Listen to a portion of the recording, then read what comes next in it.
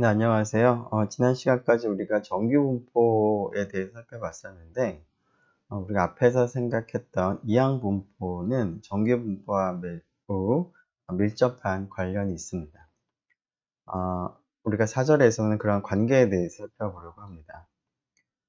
이항분포의 그 확률적인 분포가 정규분포하고 이제 유사하다라는 그런 관계인데요.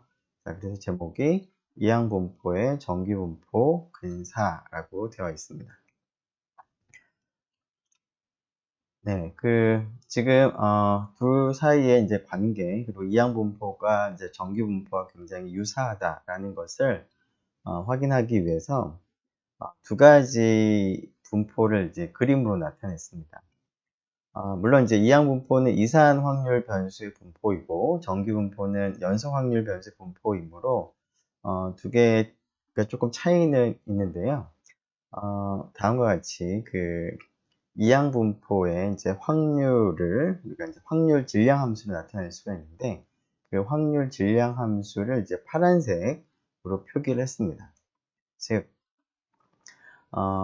지금 이 경우에는 n이 5가 되고 p가 0.4인 경우인데요. 그래서 확률 분포 이런 이항 분포에 대해서는 이제 x라고 하는 확률 변수가 이러한 이항 분포를 지금 따를 때는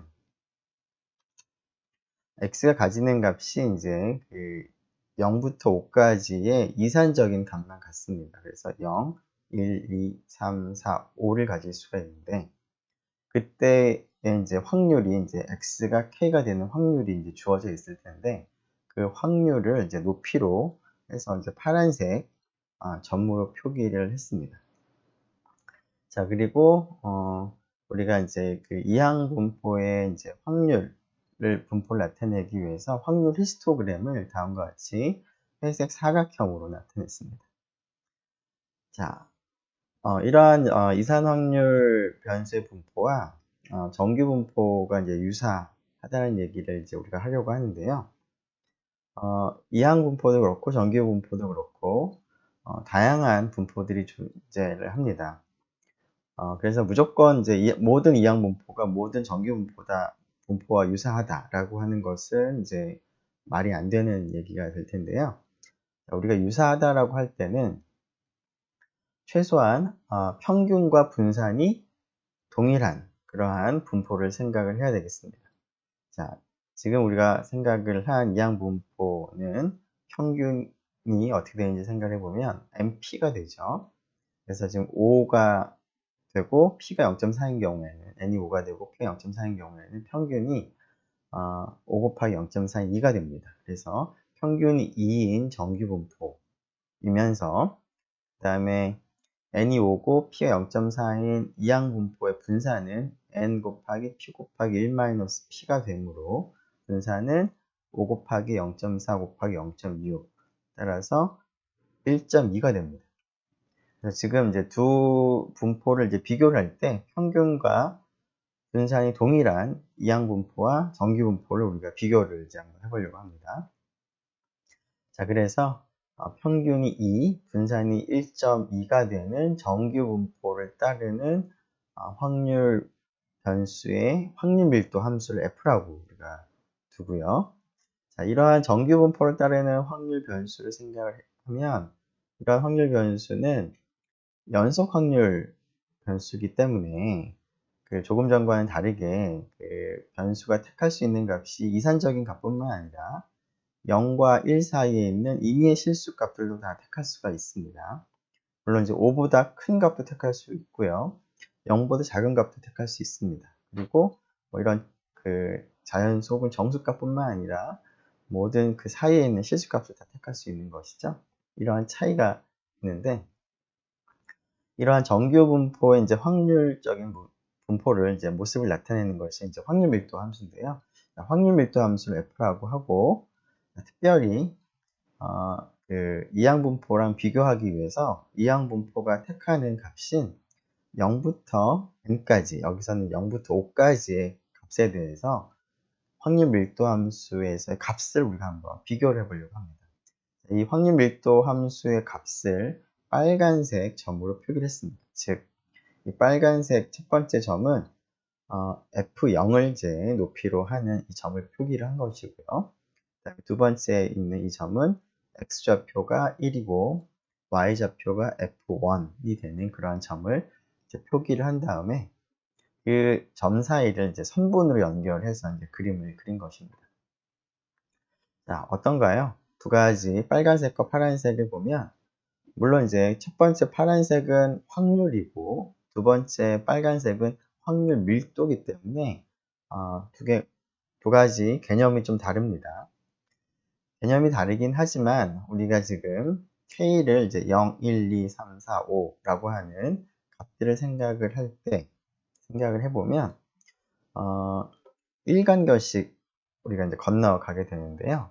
자, 그래서 그 확률 밀도인 경우에도 그 밑변의 길이가 1인 경우를 이제 생각을 한다면 대략적으로 FK는 K 근처의 단위 길이가 되는 그 값을 가질 확률이라고 우리가 해석을 할 수가 있을 텐데 일단 확률 밀도 함수와 확률을 비교해 보면 물론 동일하진 않지만 비교적 값이 유사한 것을 볼 수가 있습니다. 자, 이러한 경우뿐만 아니라 n을 우리가 조금 더 바꿔가면서 한번 비교를 한번 해보도록 하겠습니다. 즉, n과 p를 못으로 하는 이항분포와 평균이 np, 분산이 np1-p인 정규분포의 확률 밀도 함수를 이제 비교를 이제 하려고 하는데 첫 번째 경우는 여기 있는 경우는 n이 5인 경우가 되겠습니다. p는 0.4로 우리가 항상 일정하게 하겠습니다. 자, n을 5에서 12로 늘려 보겠습니다. 자, 그러면 조금 전과는 조금 더 파란색과 빨간색이 가까워진 것을 우리가 확인을 할 수가 있겠습니다. 조금 더 n을 늘려보죠. n을 25로 늘려보면 물론 여전히 차이는 있지만 빨간색 점과 파란색 점의 높이 차이가 있지만 굉장히 처음보다는 점점 n이 커짐에 따라서 유사해지는 것을 우리가 확인을 할 수가 있습니다. 자, 이러한 관찰로부터 다음 사실을 우리가 그 실험을 통해서 실제 이제 이 example을 통해서 확인을 할 수가 있겠습니다. 즉, n이 충분히 커지면 x가 k가 되는 확률이나 그 np가 평균이고 분산이 np1-p인 정규분포의 확률 밀도 함수에 대해서 fk 함수값이나 굉장히 유사하다라는 겁니다. 근데 이 유사한 것이 k가 0부터 n인 모든 값에서 이 유사성이 우리가 확인을 할 수가 있습니다. 자, 이러한 유사성을 우리가 확률로 우리가 이제 해석을 해보려고 합니다. 자, 지금 방금 우리가 확인한 것은 다음과 같은 이항분포를 따르는 확률 변수 x가 k가 되는 확률과 정규분포의 확률 밀도 함수에 대해서 fk가 유사하다라는 것인데요. 자, 다음과 같은 근사식을 한번 생각을 해보도록 하겠습니다. 자, 조금 전에 얻은 이 근사는 그대로 두고, 자, fk는 사실은 이제 x가 k일 때의 확률 밀도인데요. 자, 이것을 우리가 확률로 우리가 이제 취급을 하기 위해서, 확률로 해석을 하기 위해서 밑변의 길이가 1이 되는 구간을 생각을 하겠습니다. 즉 k를 기준으로 해서 플러스 마이너스 2분의 1을 생각을 하도록 하겠습니다. 이 그림에서 보면 k가 14인 경우에는 k 14로부터 0.5를 더한 값과 0.5를 뺀 값이 되는 것이죠. 자, 그러면 빨간색으로 표기된 것은 이 확률 밀도 함수를 우리가 근사적으로 표현한 것이 될 텐데, 그러면 이 오른쪽에 있는 이 fx를 확률 밀도 함수를 k-2분의 1부터 k 플러스 2분의 1까지 적분하는 것은 결국 이 근사적으로 우리가 빨간색으로 표시하는 확률 밀도 함수를 k-2분의 1에서부터 k 플러스 2분의 1까지 적분을 하는 것이니까 지금 여기 나와 있는 것과 같은 빨간색 영역에 해당하는 넓이와 유사하겠습니다. 그런데 이 빨간색 영역의 넓이는 근사적으로 생각을 해보면 밑변의 길이가 1이고 지금 높이를 보면 이제 여기하고 여기가 이제 정해지는 일종의 사다리꼴과 유사한 것으로 우리가 간주할 수 있겠습니다. 자, 그런데 이러한 사다리꼴의 넓이는 지금 밑변의 길이가 1이기 때문에 이 K일 때, 즉 여기서 14죠. 14일 때의 높이가 이 빨간색 영역, 빨간색 사다리꼴의 넓이와 거의 비슷합니다.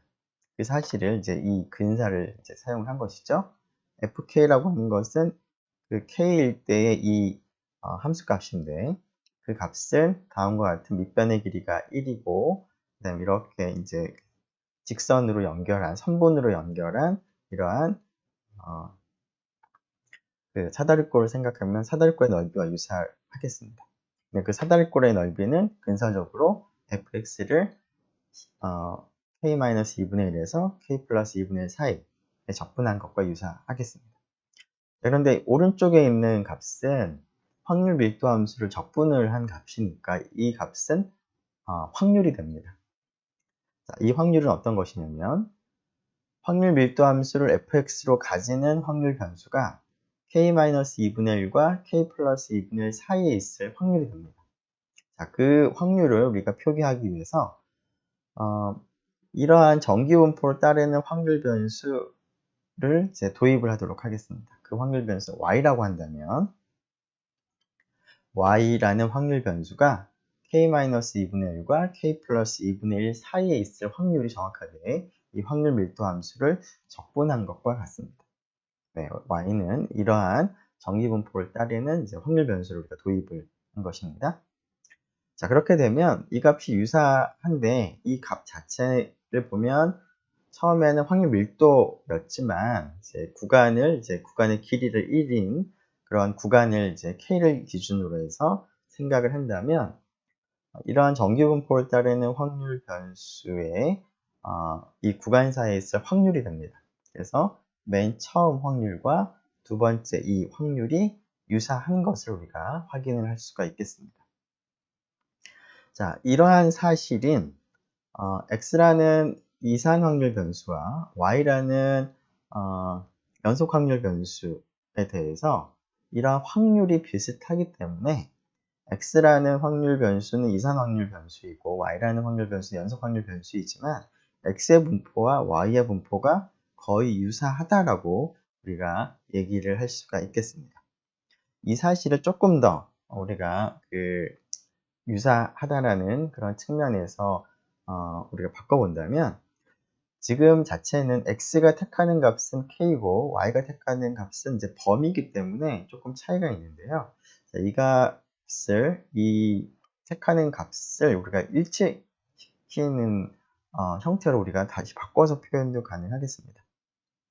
자, 그렇게 바꿔서 표현해 보면 x의 분포와 y 분포가 유사하다라는 것이 조금 더 자연스러워질 것 같습니다. 즉, x가 k가 되는 이 확률이라고 하는 것은 x는 이산 확률 변수가 되기 때문에 x가 택하는 값은 k가 지금 0부터 n까지의 값을 생각을 한다라고 한다면 k를 기준으로 해서 플러스 마이너스 2분의 1 사이에 x가 속할 그 확률이나 x가 k가 될 확률은 동일합니다. 왜냐하면 x는 이산 확률 변수이므로 택하는 값이 k 플러스 1, k 마이너스 1과 같은 정수값만 택하기 때문에 k가 정수인 경우라면 이 범위에 있는 정수는 k밖에 없습니다. 따라서 x가 k일 확률이나 x가 이 구간에 있을 확률이나 동일한데 앞에서 우리가 확인한 이 두 확률의 유사성을 생각한다면 이와 같이 두 개의 확률이 유사하다라고 표시를 할 수가 있는데 지금 위의 경우와는 조금 다르게 x가 택하는 범위와 y가 택하는 범위가 일치하도록 우리가 표시를 할 수가 있습니다. 이렇게 표시를 하게 되면 구간이 이제 이렇게 주어질 때 k에 상관없이 왼쪽 확률이나 오른쪽 확률이나 항상 거의 비슷하게 볼 수가 있다는 그런 의미가 되기 때문에 x의 분포와 y의 분포가 유사하다라고 우리가 좀 더 자연스럽게 얘기를 할 수가 있을 텐데요. 이렇게 이산 확률 변수 x에 대해서 x가 k가 되는 확률을 플러스 마이너스 2분의 1만큼을 늘려서 이렇게 구간에 속하는 확률로 이제 변경을 한 다음에 이 확률을 연속 확률 변수 y의 확률로 근사시키는 이 과정을 우리가 연속성 수정이라고 부릅니다. 즉, 이산 확률 변수 x를 연속 확률 변수로 근사시키기 위해서 이렇게 구간을 이제 변형시키는 이런 과정을 연속성 수정이라고 하는데요. 연속성 수정을 하게 되면 두 확률이 유사하다라는 그러한 것을 조금 더 명확하게 볼 수가 있는데, 이 사실을 우리가 다음과 같이 두 분포가 비슷하다라고 줄여서 얘기할 수 있겠습니다. 즉, x라는 확률 변수는 다음과 같은 이항 분포를 따른다라고 하고요.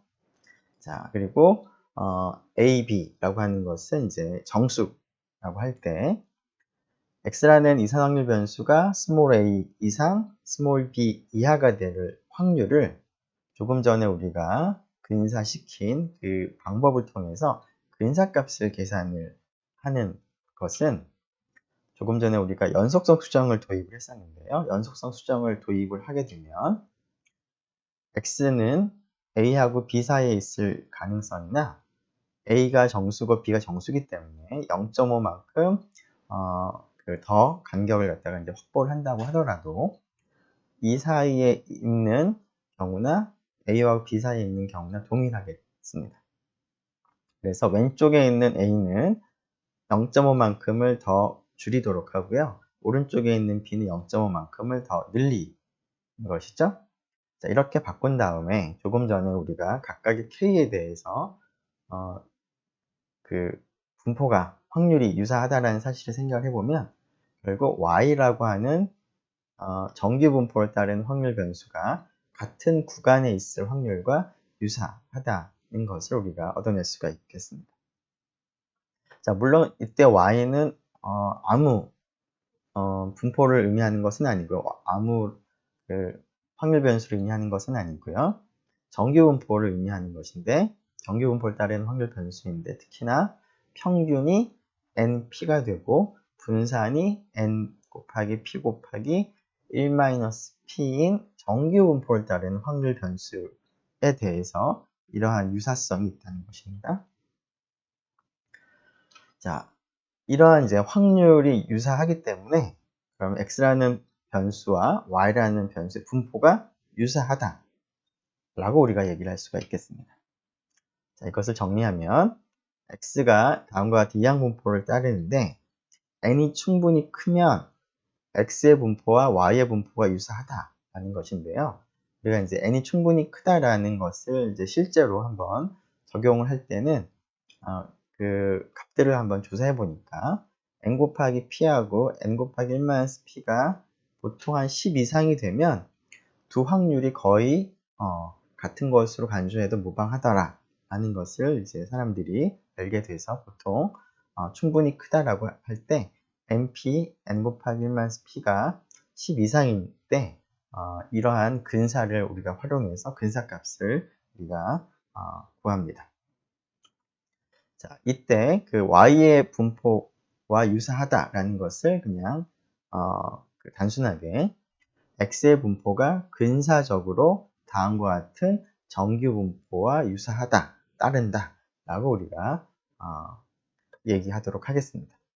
여기서 근사적으로 이러한 분포를 따른다라는 것을 조금 더 구체적으로 얘기를 하면 x가 a-0.5와 b 플러스 0.5 사이에 있을 확률이 정규 분포를 따르는 확률 변수 y가 a-0.5와 b 플러스 0.5 사이에 있을 확률과 근사적으로 비슷하다라는 그런 의미가 되겠습니다. 자, 그런데 이 녀석을 조금 다르게 표현을 할 때 우리가 앞에서 일반적인 정규 분포를 이제 생각을 해서 그러한 분포 관련된 확률을 계산할 때 표준화를 많이 했었는데요. 자, 이 경우에도 x를 이제 표준화를 하게 해보면 결과적으로 표준화된 x를 가지고 표준화한 확률 변수는 근사적으로 마찬가지로 표준정규분포를 따른다 라고도 우리가 얘기할 수가 있겠습니다. 즉 x에다가 x로부터 평균 np를 빼고 표준 편차인 np 1-p의 스퀘어 루트로 나눈어서 만든 이러한 확률 변수를 생각을 해보면 이 확률 변수는 근사적으로 표준 정규분포와 유사하다 라고 우리가 얘기를 할 수도 있겠습니다. 자, 이러한 이제 근사를 활용해서 다음과 같은 확률 변수 연속 이항분포를 따르는 확률 변수 x와 관련된 확률을 한번 근사적으로 계산해 보는 연습을 한번 해보도록 하겠습니다. x가 82 이상 100일 이하가 되는 확률을 물론 이제 이항분포를 직접적으로 이용을 해서 계산할 수도 있겠지만 앞에서 우리가 확인한 그런 근사 관계를 이제 이용해서 근사적으로 한번 계산을 해보도록 하겠습니다. 자, x는 이산 확률 변수이기 때문에 82 이상 100일 이하라고 하는 것과 동일하게 우리가 표현을 할 수 있는 한 가지 방법은 연속성 수정을 하게 된다면 82 대신에 0.5를 줄인 81.5 이상이고 그 다음에 100일보다 0.5를 늘린 101.5 이하가 되는 그러한 경우나 마찬가지 경우가 될 텐데요. 자, 그래서 연속성 수정을 하기 위해서 이렇게 x의 범위를 우리가 약간 수정을 하고요. 자, 그런 다음에 x가 근사적으로 평균이 150 곱하기 0.6인 90, 그 다음에 분산이 150 곱하기 0.6 곱하기 0.4인 36을 가지는 그런 정규분포와 유사하다라는 성질을 우리가 생각을 하는 것이니까 다음과 같이 표준화를 해서 직접 한번 계산해 보도록 하겠습니다. 즉, 각 값으로부터 혹은 변수로부터 90을 빼고 그 다음에 6으로 나누는 것이죠. 그러면 81.5에서 90을 빼고 6으로 나눈 값과 101.5에서 90을 빼고 6으로 나눈 값 사이에 가운데 있는 변수가 들어갈 확률이 동일할 텐데 가운데에 있는 이 확률 변수는 근사적으로 표준 정규분포를 따르므로 G라고 하는 확률 변수를 도입을 했을 때 G라고 하는 확률 변수는 표준 정규분포를 따르는 확률 변수입니다. 자, 그러면 이 가운데 있는 확률 변수와 G라고 하는 확률 변수의 분포는 굉장히 유사하기 때문에 왼쪽 값을 계산하면 마이너스 1.42 정도 나오고 오른쪽 값을 계산하면 1.92 정도가 나오는데 이 확률 변수가 마이너스 1.42와 1.92 사이에 있을 확률이나 그것과 유사한 표준정규분포를 따르는 확률 변수가 마이너스 1.42와 1.92 사이에 있을 확률이 동일하진 않겠지만 근사적으로 비슷하겠습니다. 자, 이렇게 근사를 이제 한 다음에 최종적으로 계산은 이러한 표준정규분포를 따르는 확률 변수와 관련된 확률을 계산하면 될 텐데 이 확률은 누적 분포함수를 이제 이용을 하면 되겠습니다. 그래서 표준정규분포에서 1.92보다 작을 확률, 각각 작을 확률을 계산하고 표준정규분포에서 마이너스 1.42보다 각거나 작을 확률을 계산해서 빼면 우리가 원하는 확률을 근사적으로 계산을 할 수가 있겠습니다. 자, 이 값을 이제 조금 있다가 R을 사용을 해서 얻은 값과 한번 비교를 한번 해보도록 하죠. 자, 두 번째, 확률도 한번 계산해 보죠. 자, x가 97보다 큰 확률을 계산하고 싶습니다. 자, x는 이항분포, 이산 확률 변수인데요. 따라서 97보다 크다는 것을 이제 우리가 해석을 해보면 98 이상이 됩니다. 98을 포함하고 98보다 같거나 큰 확률이 되는데 자, 그렇게 98을 기준으로 생각을 해서 연속성 수정을 하게 된다면 98 이상이 되는 경우나 98에서 0.5를 줄여서 97.5 이상이 되는 거나 마찬가지가 되므로 x가 97보다 큰 확률을 x가 97.5 이상일 확률로 바꿔서 우리가 생각을 한 다음에 이 상태에서 우리가 정규분포 근사를 적용을 해보도록 하죠. 조금 전과 마찬가지로 표준화를 적용을 하고요. 그러면 오른쪽 확률 변수는 근사적으로 표준 정규분포와 유사할 테니까 표준 정규분포를 따르는 확률 변수 G가 왼쪽에 있는 값인 1.25보다 작거나 큰 확률과 근사적으로 비슷하겠습니다. 자, 이 확률을 마찬가지로 계산을 해보면 1에서 표준 정규분포를 따르는 확률 변수 G가 1.25보다 작거나 작은 확률을 빼면 될 것이고요. 그 값을 계산해보면 대략 0.1096 정도가 나오는 것 같습니다. 여기 숫자가 지금 아마 조금 잘못 입력이 된 것 같은데요. 잠깐만 숫자를 한번 확인해 보죠.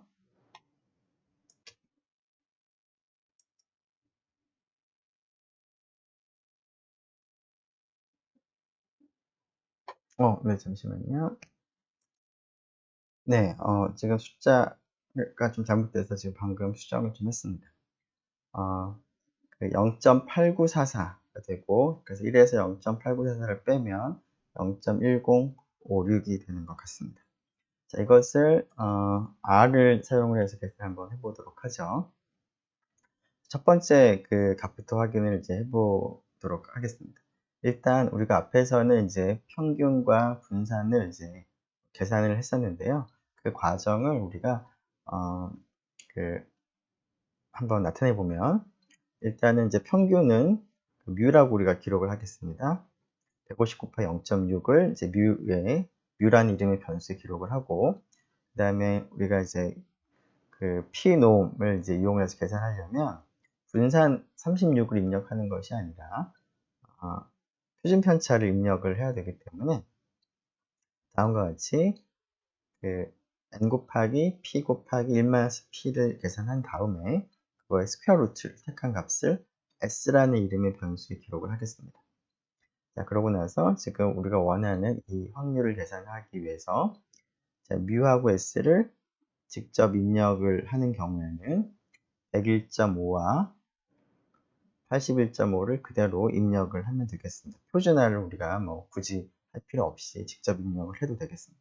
첫 번째 문제의 확률은 P1이 될 텐데 P1을 출력을 해보면 0.8940이 돼서 이것과 물론 조금 다릅니다.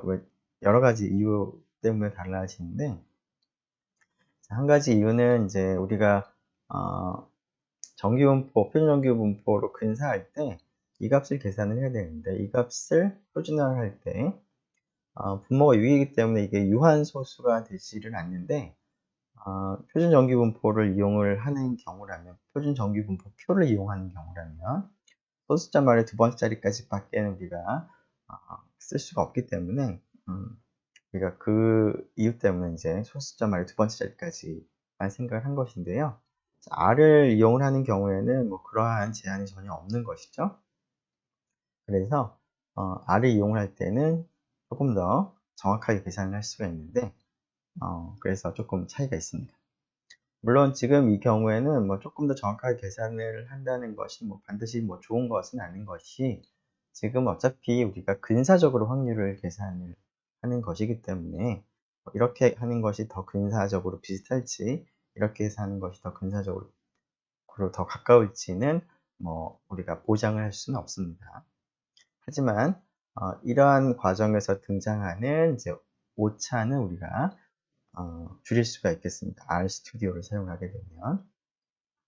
자, 두 번째 확률의 경우에도 지금 x가 97.5보다 작거나 큰 확률이 되므로 뮤하고 s를 입력하는 경우에는 97.5를 그대로 입력을 하면 될 텐데, 지금 우리가 원하는 확률은 97.5보다 작거나 큰 확률이기 때문에 우리가 원하는 확률은 P노음에 97.5를 대입을 한 값을 1에서부터 빼면 되겠습니다. P가 다음과 같이 유사하게 나오는 것을 우리가 확인할 수가 있겠습니다.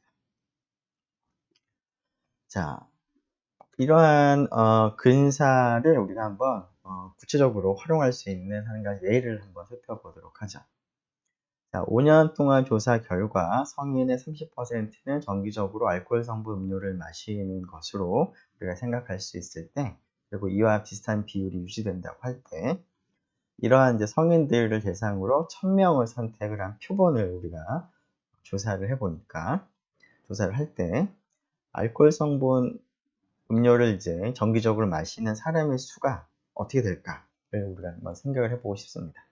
1000명 중에서 알코올 성분 음료를 정기적으로 마시는 사람의 수가 280명보다 작을 확률을 한번 생각을 해보고자 합니다.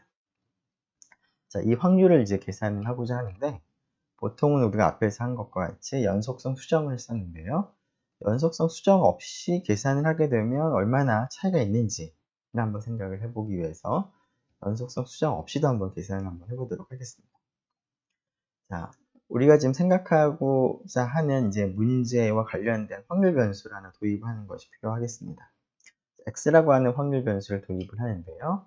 x라고 하는 확률 변수는 우리가 택한 성인 표본, 1000명의 성인 표본의 대상으로 우리가 지금 이러한 확률을 생각을 하고 있기 때문에, 그러한 1000명 중에서 알코올 성분 음료를 정기적으로 마시는 사람의 수라고 한다면, 이것은 우리가 택하는 표본에 따라서 이 수는 달라질 수 있는 확률 변수가 되겠습니다. 이런 확률 변수의 분포를 우리가 이제 생각을 할 필요가 있을 텐데요. 우리가 1번의 확률을 계산하기 위해서는, 자, x의 분포가 어떻게 될까요? 자, 조금 전에 우리가 성인의 30%가 정기적으로 알코올 성분 음료를 마신다라고 우리가 생각을 할 수 있겠다라고 했기 때문에, 자, 이와 같은 x의 분포는 일종의 베르누이 시행을 1000번을 했을 때 그 중에 성공이 몇 번 일어나는가 하는 것과 동일한 확률 변수로 우리가 간주할 수 있겠습니다. 즉, 시행 횟수가 1000이고요. 여기서는 이제 정기적으로 마시는 사람을 우리가 카운팅을 하고 싶기 때문에 성공이라고 하는 것을 우리가 한 명을 택했을 때 그 사람이 알코올 성분 음료를 정기적으로 마시는 사람인 그러한 사건이 일어나면 성공이라고 우리가 간주를 하고자 합니다. 자, 그랬을 때 결국 성공 확률이 0.3인 그러한 베르누이 시행을 1000번 했을 때 그 중에서 몇 번 성공이 일어나느냐 하는 그것과 동일한 확률 변수가 되기 때문에 x의 분포는 이항 분포가 되겠습니다. 자, 이 이항 분포에 대해서 280보다 작을 확률을 이제 계산을 하는 문제인데요. 즉, x가 이항 분포를 따를 때 x가 280보다 작은 확률인데, 물론 이 확률은 이항 분포를 그대로 이제 이용을 하자면 k가 0부터 270, 9까지 생각을 해서 x가 280보다 작은 거니까 n이 지금 1000이죠? 1000명에서 k명을 이제 선택하는 그런 이제 경우를 생각하고, 그 다음에 이제 확률이 0.3이고 0.3에 k제곱, 그 다음에 1-p 0.7에 1000 k제곱, 확률을 계산한 다음에 다 더하는 것이 필요합니다. 근데 이러한 확률은 거듭 제곱하는 것이 이제 굉장히 많아지기 때문에 비교적 계산하는 것이 조금 불편한데요.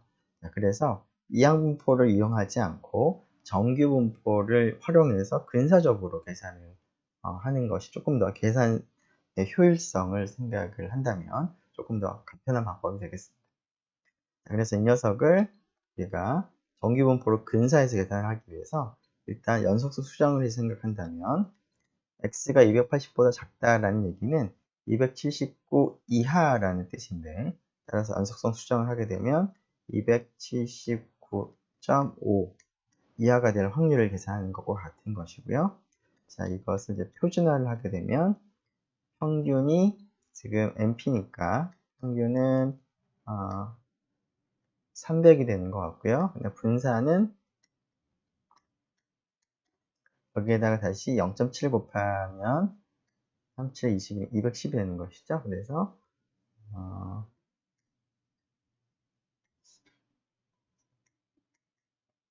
이렇게 이제 표준화를 하게 됐습니다.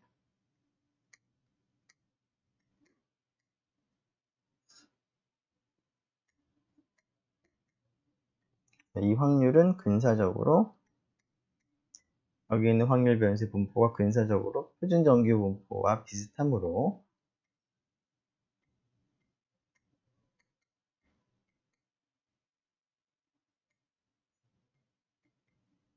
자, 이 확률과 유사하다라고 이제 계산을 이제 할 수가 있겠습니다.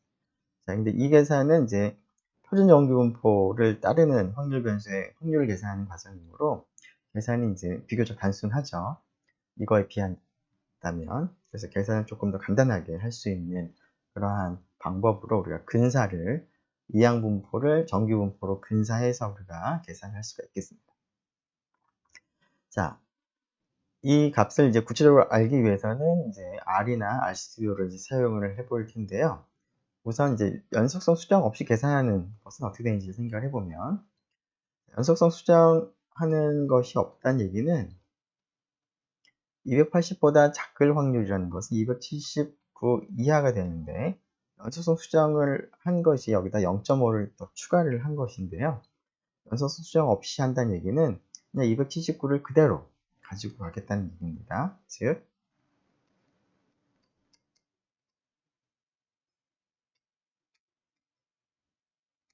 그러니까 279.5 대신에 그냥 279로 바꿔서 그냥 계산하겠다라는 겁니다. 여기 있는 값과 여기 있는 값이 약간 차이가 있기는 있을 텐데, 지금 분자가 0.5만큼 차이가 있을 텐데, 그 분모가 루트 215 나눗셈을 하고 있기 때문에 사실 이 차이가 거의 나지가 않습니다. 그래서 이 확률도 아마도 크게 달라지진 않을 것 같습니다. 자, 얼마나 달라지는지를 한번 확인을 한번 해보도록 하죠. 네, 잠시만요. 지우고, 네.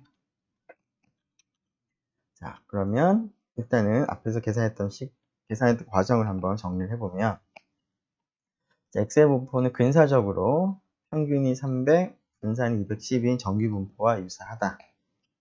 그래서 연속성 수정을 하게 되면 다음과 같이 쓸 수가 있고, 자, 그래서 이러한 정규 분포 근사를 생각해 보면 표준 정규 분포를 따르는 확률 변수 G를 생각할 때 오른쪽에 있는 값을 이제 근사적으로 계산한 것이 마이너스 1.41 정도 되는 것이죠. 그래서 0.0793 정도가 나왔습니다.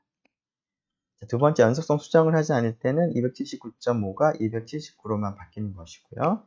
그러면 마이너스 1.41하고 마이너스 1.45 이 정도의 차이가 있고, 확률은 조금 차이가 있긴 있지만 비교적 큰 차이는 아닌 것 같습니다. 자, 그래서 보통은 우리가 연속성 수정을 해서 하면 조금 더 정확하긴 하지만, 연속성 수정을 하지 않더라도 이런 경우에는 크게 그 차이가 심하진 않기 때문에 경우에 따라서는 연속성 수정 없이 계산을 하기도 합니다. 자, R을 가지고 계산한 결과랑 비교를 해보도록 하죠. 자, 연속성 수정을 하는 경우에는 279.5보다 같거나 작을 확률인데요. 자, 평균과 표준 편차를 직접 넣어줬습니다. 연속성 수정 없이 하는 경우에는 279를 넣는 것이고요. 평균과 표준 편차는 동일하게 넣었고요. 자, P1은 연속성 수정을 적용한 것이고, P2는 연속성 수정을 하지 않은 것입니다. 자, 그리고 이번에는 앞에서는 이제 이항분포를 직접 활용하는 것이 계산하는 과정이 약간 번거롭긴 하지만 컴퓨터를 이제 쓰는 경우에는 해볼 수는 있겠죠. 자, 그래서 P 바이놈을 우리가 써서 279 이하가 될 확률을 계산해 보도록 하겠습니다. P 바이놈을 쓸 때는 이제 여기 넣는 값이 N, 시행 횟수고요. 그 다음에 넣는 값이 성공 확률이죠. 자, 그 값을 P3에 넣고 출력을 해서 비교를 해 보도록 하죠. 자, 정확한 값은 이 값이겠습니다. 자, 그런데 이 두 값을 비교해 보면 0.07787과 물론 차이가 있긴 있지만 어느 정도 비슷한 값을 얻은 것을 볼 수가 있고요. 그래서 이항분포의 확률을 정규분포로 근사해서 계산을 하는 것이 어느 정도는 가능하겠다. 그리고 두 값을 보면 연속성 수정을 한 것과 하지 않는 것을 보면 물론 차이는 있지만 그 차이가 그렇게 아주 많이 차이가 나지는 않는 것 같습니다.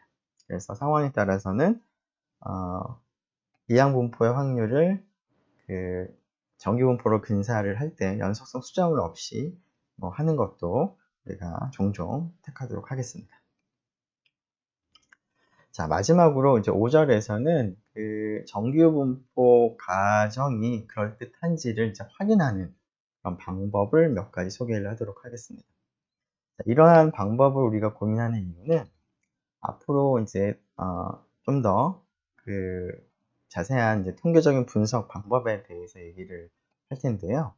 자, 그러한 통계 분석하는 방법을 이제 우리가 배우게 되면 앞에서 우리가 다룬 정규분포 가정을 우리가 종종 많이 사용을 합니다.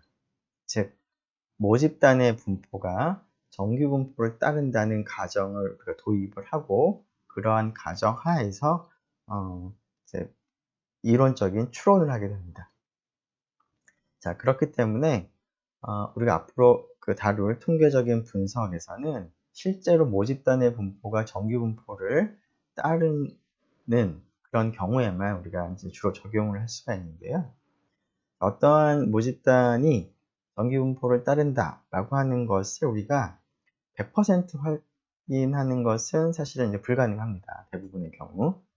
왜냐하면 모집단을 다 조사를 하지 않는 이상은 모집단이 정말 정규분포인지를 이제 확인할 수는 없는 것이죠. 하지만 이러한 가정이 정말 의미 있는 그럴듯한 가정인지를 이제 확인하는 과정은 필요합니다. 즉, 모집단에서 일부 표본을 추출한 다음에 그 표본을 가지고 정말로 모집단의 분포가 정규분포를 따른다고 가정을 하는 것이 무리가 없는지, 어느 정도 적절한지를 이제 확인하는 그런 과정이 필요한데요. 자, 그런 과정에서 우리가 사용할 수 있는 방법을 우리가 생각을 해보려고 합니다. 자, 표본을 추출해서 모집단은 정규분포를 따르는지 하는 것에 대한 가정을 우리가 간단하게 정규 모집단 가정인데요. 그런 가정이 적절한지를 조사를 하는 그런 방법으로서 가장 단순한 방법은 표본을 추출한 다음에 표본의 히스토그램, 표본을 가지고 히스토그램을 이제 그려봅니다. 자, 그러면 당연히 모집단의 분포와 표본의 분포는 다르겠지만 표본의 크기가 충분히 크면 표본의 분포가 모집단의 분포와 유사하다라고 우리가 볼 수가 있습니다. 물론 이제 이러한 얘기도 나중에 좀 더 자세히 하게 될 텐데요. 그냥 직관적으로 생각을 해보면은 그럴듯한 그러한 내용일 것 같습니다. 모집단의 분포가 표본의 분포와 유사할 것 같다. 자, 그래서 표본의 분포를 보고 표본의 분포가 모집단의 분포랑 유사하기 때문에 표본의 분포가 정규분포랑 유사하면 아마도 모집단의 분포도 정규분포와 유사하겠구나 라고 우리가 생각을 할 수가 있다는 것입니다. 자, 그래서 표본의 분포가 정규분포와 유사한지를 확인하기 위해서 히스토그램을 그려보는 것이죠. 자, 그리고 그러한 히스토그램을 그렸을 때 정규분포와 유사하다면 표본의 분포도 어느 정도 대칭적인 종 모양 대칭 분포를 이제 가져야 하겠습니다. 그래서 표본의 분포를 보고 히스토그램을 그려보고 대칭적인지 그리고 그 분포 자체가 정규분포와 유사한지를 이제 눈으로 확인하는 그러한 방법이 한 가지 정규 모집단 가정을 조사하는 방법일 텐데요. 이러한 것을 조금 더 자세하게 조사하는 방법으로는 우리가 추출한 자료가 정규분포와 유사하다라는 것을 확인하기 위해서 정규분포의 특성을 가지고 있는지를 이제 확인하는 것이 또 다른 방법이 되겠습니다. 즉, 주어진 자료에 대해서 주어진 자료의 표본 평균 X바를 계산하고 주어진 자료의 표준 편차 S를 계산한 다음에 주어진 표본의 분포가 정규분포와 유사하다면 정규분포의 특징인 평균으로부터 플러스 마이너스 1 시그마 사이에 있을 확률이 68.27%인데 실제로 이 표본이 그러한지를 확인해 보는 겁니다. 마찬가지로 표본 평균으로부터 플러스 마이너스 2 시그마, 여기서 이제 표준 편차의 2배만큼을 더하고 덜하고 하는 그 구간을 생각해서 그 구간 안에 포함된 자료가 전체 자료의 95.45% 정도가 되는지를 이제 확인을 해보는 것이죠. 그래서 이러한 각각의 구간에 대해서 정규분포의 특성인 68.27%, 95.45%, 99.73%인지를 이제 비교해 보는 겁니다. 그래서 어느 정도 비슷하게 나오면 모집단의 분포가 정규 분포를 따른다고 가정하는 것이 무리가 없다라고 이제 판단을 하는 것이죠. 자, 이러한 이제 방법은 약간은 좀 객관적이지 못한 그런 방법인데요.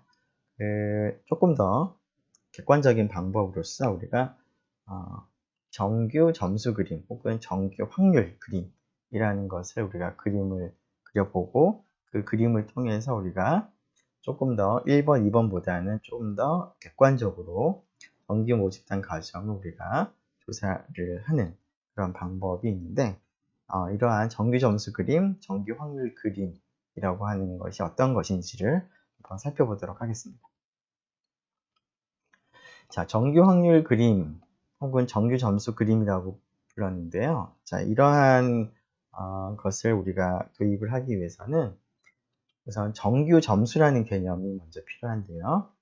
정규 점수라고 하는 것은 간단하게 얘기하면 표준 정규 분포에서 이상적인 아이디어란 표본을 우리가 정규 점수라고 부릅니다. 자, 이것이 무슨 말인지 좀 더 잘 알 수 있도록 예를 한번 살펴보도록 하죠. 자, 표본은 이제 표본의 크기에 따라서 다양한 표본이 있을 수가 있는데 표본의 크기가 4인 그러한 표본을 생각을 했을 때 이상적인 표본이었다라고 하는 것이 어떤 것을 우리가 이상적이다라고 부를 수가 있는지를 한번 생각을 해보도록 하겠습니다. 자, 표준 정규 분포의 확률 밀도 함수를 생각을 해보면 이렇게 y축 그 원점을 이제 기준으로 대칭인 이러한 종 모양 분포가 될 텐데요. 자, 이 확률 밀도 함수는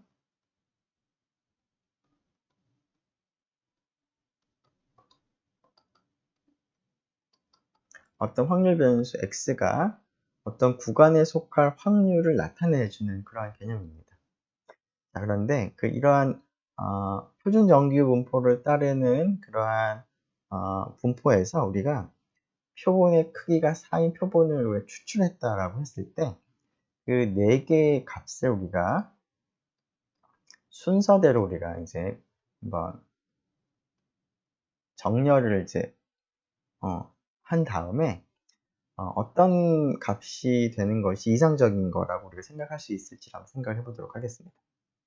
자, 4개의 값을 이와 같은 이제 크기 순서로 나열을 했다면, 여기다 표시를 한다면, M1이 뭐 여기 이렇게 이 정도에 있을 것 같고요. M2가 여기 있을 것 같고, M3가 뭐 그 다음 큰 값이고, M4가 여기에 이제 큰 값일 텐데, 자, 이게 이제 굉장히 아이디얼하다, 이상적이다, 이상적인 표본이다 라고 하는 얘기는 이 4개의 값이 어느 정도 확률 입장에서 균일하게 나타난다면 이상적이다라고 볼 수가 있을 것 같은데요.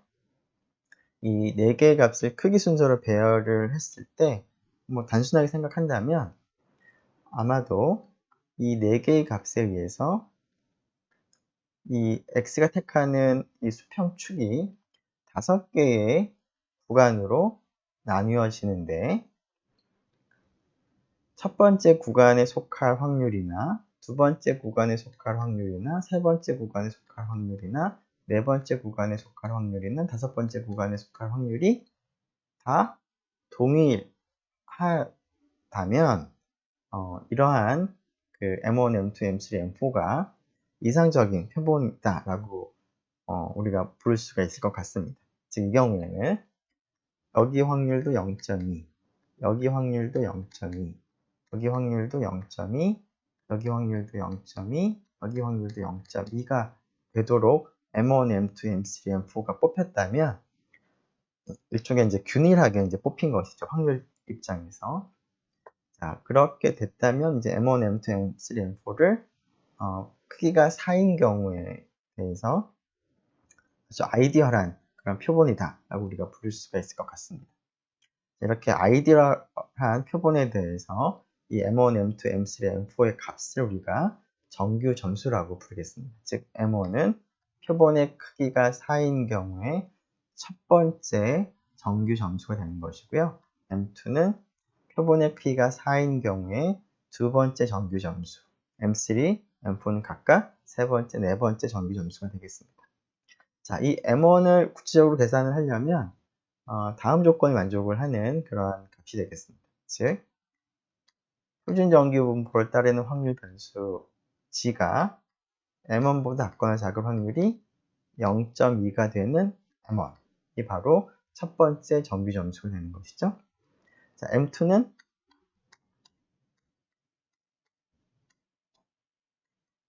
0.4가 되는 M2 이하가 될 확률이 0.4가 되는 그러한 값이 표본의 크기가 4인 경우에 두 번째 정규 점수가 되겠습니다. 자, 이러한 것을 우리가 정규 점수라고 부르는데요. 일반적으로 한번 생각을 해보기 위해서 표본의 크기가 n인 경우에 아이디얼한 정규 점수가 어떻게 되는지 생각을 해보죠. 자, 표본의 크기가 n인 경우에는 정규 점수가 n개가 있을 텐데요. 자, 지금 방금 한 것처럼 표준 정규 분포에서 n개의 표본이 n개의 관측값이 아이디얼하게 나타났다는 얘기는 이 값을 이렇게 정렬을 했을 때 이 전체 구간이 n개의 값에 의해서 모두 n 플러스 1개의 구간으로 나뉘게 됩니다. n개 구간이 아니라. 자, 그러면 아이디얼하다라고 하는 것은 각각의 그 구간에 속할 확률이 다 균일하게 되는, 이 경우에는 n 플러스 1분의 1이 되는 것이겠죠. 자, 그래서 표본의 크기가 n인 경우에 k번째 정규 점수 mk라고 하는 것은 표준 정규 분포를 따르는 확률 변수가 mk보다 작거나 작을 확률이 얼마가 되는 값을 우리가 생각하면 될까요? 자, 여기 하나하나가 m 플러스 1분의 1을 갖는 거니까 여기가 mk라면 이거보다 작거나 작은 이 구간이 모두 k개가 있겠죠?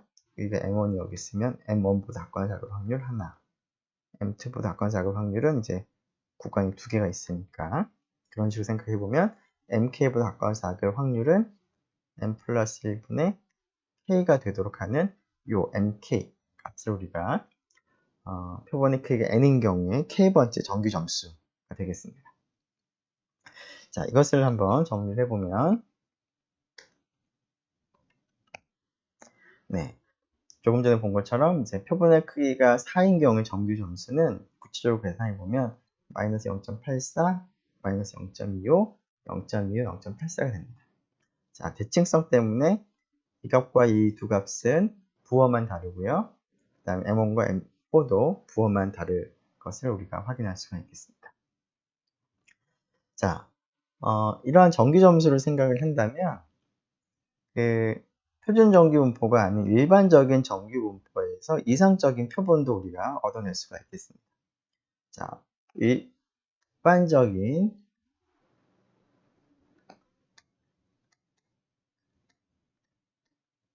정규 분포에서 이상적인 표본을 이제 x1, xn이라고 한다면, 자, 이 녀석도 비슷하게 이 전체 구간을 n 플러스 1개의 작은 인터벌로 나눌 텐데요. 요 확률이 n 플러스 1분의 1 되고 또 요 확률도 n 플러스 1분의 1이 되는 그런 값이면 이러한 정기분포에서 이상적인 값이라고 생각할 수가 있겠습니다. 즉 x라는 확률 변수가 이러한 일반적인 정기분포에 따른 확률 변수일 때 우리가 생각하는 이상적인 표본에 대해서 k번째 값은 이 확률이 n 플러스 1분의 k가 되는 그런 확률이 되는 이제 값이 이제 이상적인 표본 값이 되겠습니다. 자, 근데 이 녀석은 표준화를 생각을 해보면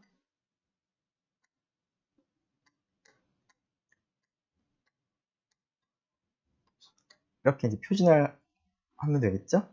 자, 그럴 때 확률이 이것이 되는 이 표준적인 값이 바로 우리가 mk라고 불렀습니다. 따라서 xk는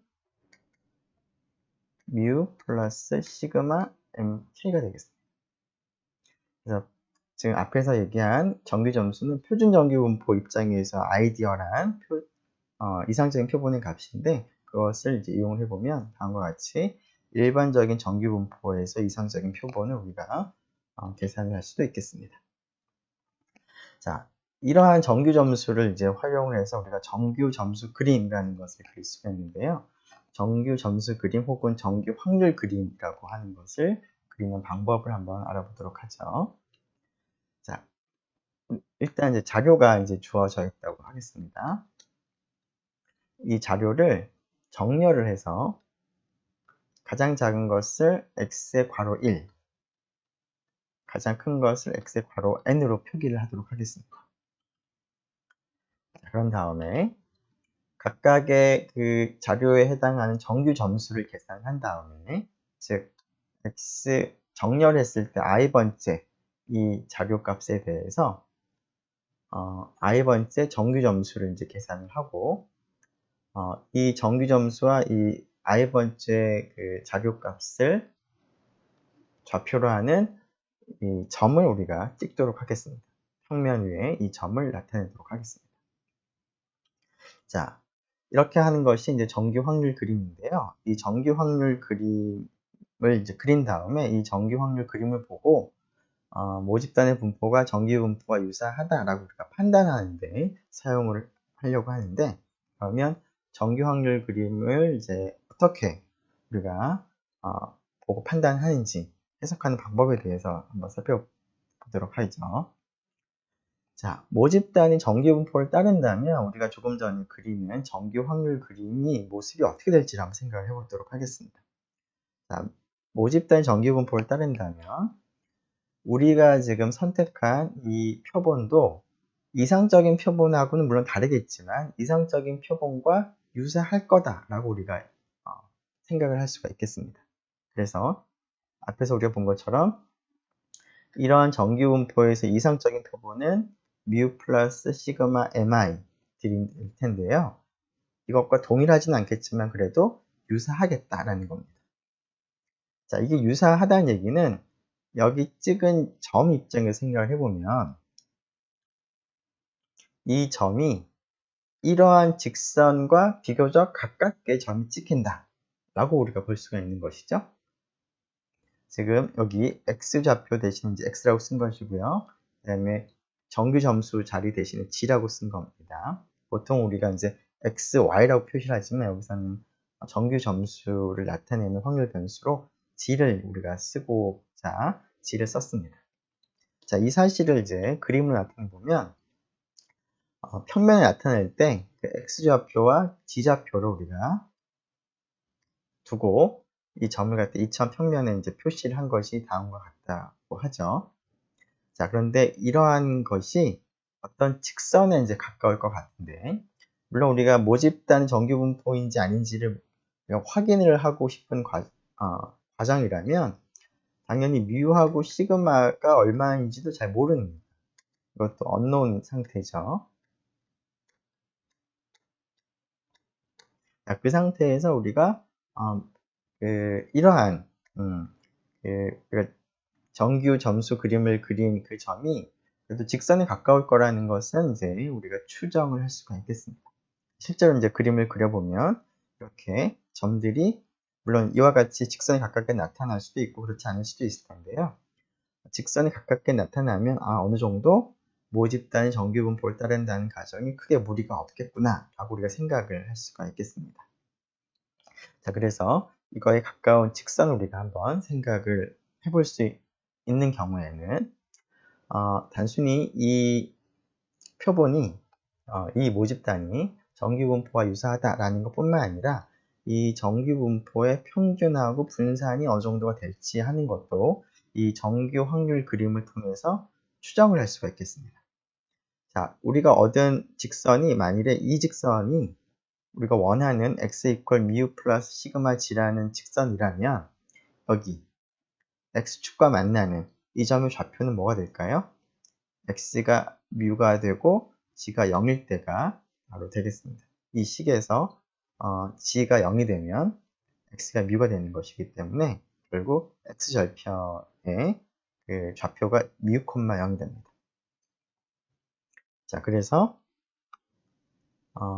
우리가 이 정규 점수 그림을 그리고 직선에 가깝게 우리가 근사를 할 수 있다면 그 직선이 x축과 만나는 점을 생각을 해보면, 즉 x절편을 생각을 해보면 모집단의 평균을 내가 추정할 수가 있겠습니다. 자, 이번에는 이 직선의 기울기를 한번 생각해 보면 이 직선의 기울기가 뭐가 될까요? 자, g는 하고 표기를 한다면 y좌표에 해당하는 g는 x-mu를 시그마로 나눠준 것이죠. 그래서 이 직선의 기울기는 시그마 분의 1과 유사할 것 같습니다.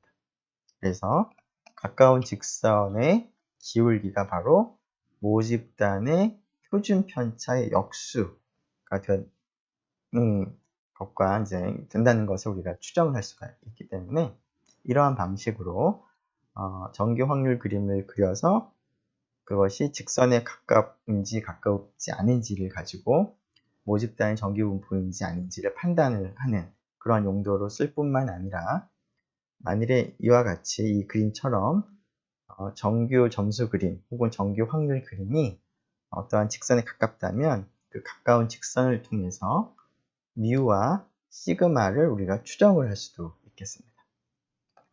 자, 이러한 방식으로 우리가 정규 모집단 가정을 우리가 조사를 할 수가 있습니다.